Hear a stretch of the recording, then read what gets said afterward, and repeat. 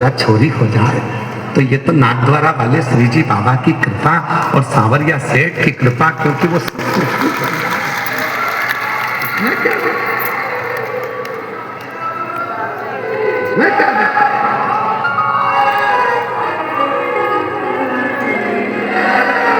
बोलते ना, अरे भरो रहे भंडार सांवरिया सेठ जी, आया हूँ तेरे द्वार सांवरिया सेठ जी, मारो भरो रहे भंडार सांवरिया सेठ जी, आया हूँ तेरे द्वार सांवरिया सेठ जी। हे सांवरा, तेरे द्वार आया हूँ, मेरा भंडार भरा रहे, फिर तुम्हारी मर्जी, पर छे का सेठ जरूर, एक सेट डाउन नहीं होना चाहिए। सेट डाउन हुआ गड़बड़ हुआ हो ना। घर में बुजुर्ग माँ बाप का होना जरूरी है, घर में बच्चों का होना जरूरी है।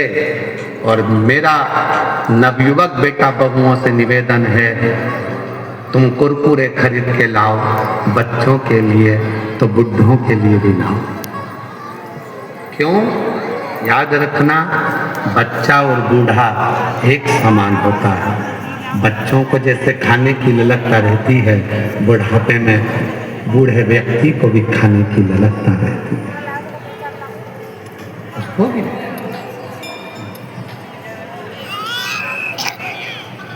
हमने पहले कथा में एक बार कहा था, चोरों की कथा सुनाई थी, तब हमने कहा था कितने तरह के चोटे होते हैं। हमने कथा में कहा था महाराज जी कि चोटे कितने तरह के होते हैं। जो दूसरे के घर में बिना बिना घुस जाए, बिना पूछे घुस जाए, वो भी बोलो बोलो बोलो चोर है। किसी का सामान रखा था, बिना बोले उठा लिया, बोलो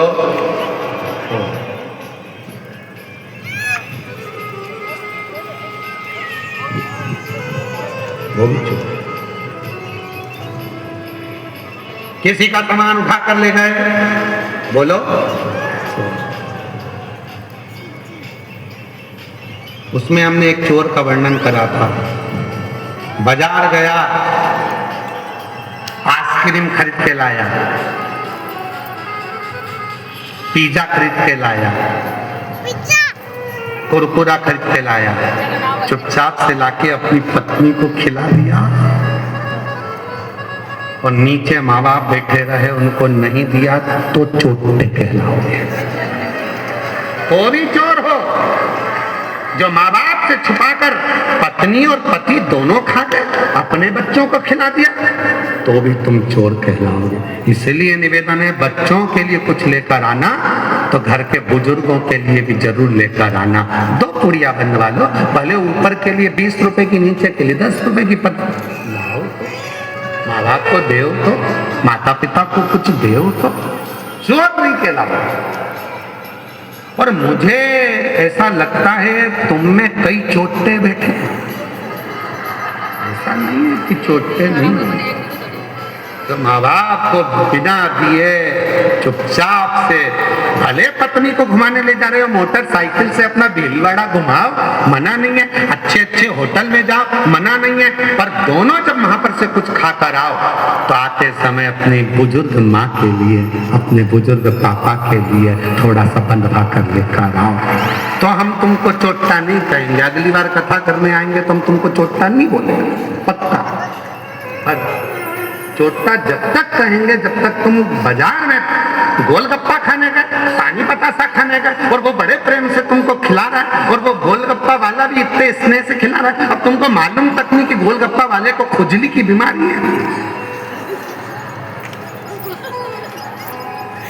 तुम्हें लग रहा था नीचे हाथ धो रहा है, वो पजामा खुजा रहा है,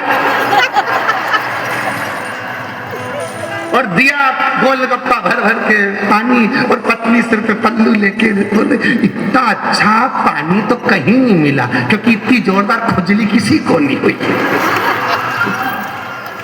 खा गए गोलगप्पा।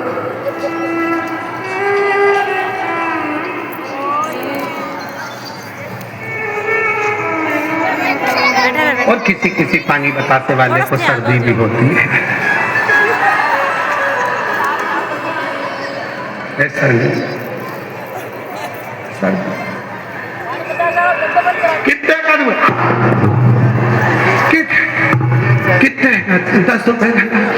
अब भी दिया, अभी जो बोला।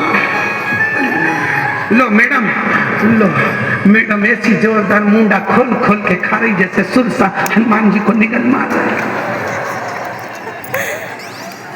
क्या जोरदार गोलगप्पा भगवान, इतना जोरदार गोलगप्पा इतना तो अपने घर में भी नहीं बनता इतना अच्छा, क्योंकि अपने घर में एक्स्ट्रा मान नहीं डलता।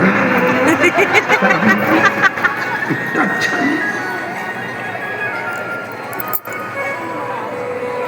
ए भाई, कितना पुराने समय में कितने जोरदार जोरदार गीत बने हैं, उसको संभल के। ए भाई जरा देख के चलो, आगे भी पीछे भी सब दूर तुम्हारा ध्यान होना चाहिए।